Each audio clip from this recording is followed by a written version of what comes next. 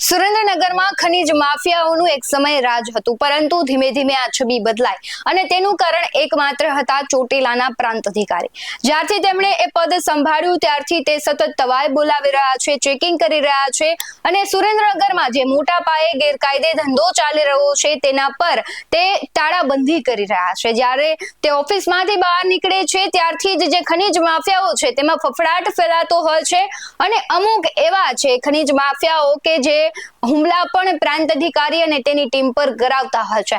પરંતુ હવે મહત્વની વાત એ છે કે જે આ હુમલા કરાવનારા માફિયાઓ છે તેના પર જ્યારે દાદાનું બુલડોઝર ફરવાનું હતું એ વખતે ભારતીય જનતા પાર્ટીના નેતા ત્યાં પહોંચે છે અને પ્રાંત અધિકારીને હાથ જોડે છે। નમસ્કાર, BS9 TV ન્યૂઝમાં આપની સાથે હું ભગવતી વિશાવડિયા। છેલ્લા ઘણા સમયથી સુરેન્દ્રનગરની છાપ ધીમે ધીમે બદલાય છે। ગેરકાયદે જ્યાં કાર્બોસેલ અને ખનીજ છે તેની ગેરકાયદે આખી પ્રક્રિયા ચાલતી હતી તેના ઉપર તાળા લાગી રહ્યા છે। આપણે જોઈએ કે ગુજરાતમાં ક્યાંય પણ ખનીજ માફિયાઓ છે તેને રોકવા માટે આટલી કડક કાર્યવાહી નથી થતી, એટલી સુરેન્દ્રનગરમાં થાય છે। ત્યાં મહેસૂલી ચોકી પણ ઊભી કરવામાં આવી છે અને એ ચોકીમાં બેસીને ક્યાંક ને ક્યાંક પ્રાંત અધિકારી ઘણી વખત આપને રેકી કરતા જોવા મળે છે। ડાયરેક્ટ તે રેડ પાડે છે અને અનેક એવા દ્રશ્યો સામે આવે છે કે જ્યાં પરપ્રાંતીય મજૂરો હોય છે તેને બહાર કાઢવામાં આવે છે, તેને સમજાવવામાં આવે છે અને તેને તેના વતનમાં ફરી મોકલવામાં આવે છે। આ બધાની વચ્ચે મહત્વના સમાચાર એ આવ્યા છે કે સુરેન્દ્રનગરમાં જે ખનીજ માફિયાઓ હતા એના ગેરકાયદે જે બંગલા હતા તેને બચાવવા માટે ભારતીય જનતા પાર્ટી છે તેના એક નેતા છે તે પ્રાંત અધિકારીને હાથ જોડતા વિડીયોમાં દેખાઈ રહ્યા છે। થાનમાં અવારનવાર તંત્રની ટીમ પર હુમલો કરનાર ખનીજ માફિયા છે ભરત અલગોદરનો જે બંગલો છે તેના પર બુલડોઝર ફેરવવા માટે પ્રાંત અધિકારી પહોંચે છે ત્યારે સાહેબ બંગલો ન પાડો તેવું ભારતીય જનતા પાર્ટીના થાન શહેરના પ્રમુખ છે તે હાથ જોડીને આજે જે કરે છે ને એવું તો કેવું ખનીજ માફિયાઓનું કે ભારતીય જનતા પાર્ટીઓ સાથે અને નેટવર્ક હશે કે ભારતીય જનતા પાર્ટીના જે નેતા છે ને જાહેરમાં અધિકારીને હાથ જોડવા પડે। ગેરકાયદેસર બંગલા પર જ્યારે ખનીજ માફિયાઓ છે તેના હાથ તૂટી જાય છે ત્યારે ભારતીય જનતા પાર્ટીના જે નેતાઓ છે તે હાથ જોડવા આવે છે અને 7 દિવસની મુદત આપવામાં આવી હતી। જ્યારે પ્રાંત અધિકારી પહોંચે છે ત્યારે નેતા જાય છે, જાહેરમાં હાથ જોડે છે એટલે અહીંયા તેનું કનેક્શન છે તે સાબિત થાય છે કા પછી તેનો બચાવ કરતો હોય એવું પણ સાબિત થાય છે। સમગ્ર ઘટનાનો વિડીયો વાયરલ થઈ રહ્યો છે તેના પર પણ નજર કરીએ। હું તમને નહીં કરો પ્લીઝ હવે 7 માં 10 માં ફરક નહીં અત્યારે સાહેબ અત્યારે જે છે અત્યારે પ્લીઝ હું તમને કહું ખરો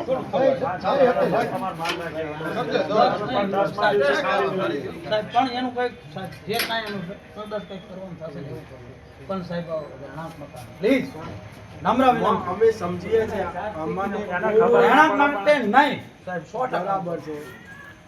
રહેણાંક માટે નહીં, બધા જેનું બીજું છે ને એ પાડી દો જા, હું કહું છું પ્લીઝ એકના હિસાબે આખો પરિવાર એટલા માટે હું આવ્યો એટલે તમને એટલે હું રજૂઆત કરું છું સાહેબ કે રહેણાંક માટે વિચારો, બીજું તમે એને જ્યાં દંડ આપવો એ આપો, રહેણાંક માટે સરકારી જમીનની અંદર છે બરાબર આ ભાઈ સાહેબ ખેતી જ કરે છે, એમાં લાગે વળગે નહીં આપે એમના ખેતી જ કરે છે એટલે તો એના માટે કઈ સાહેબ હવે કીધું છે હવે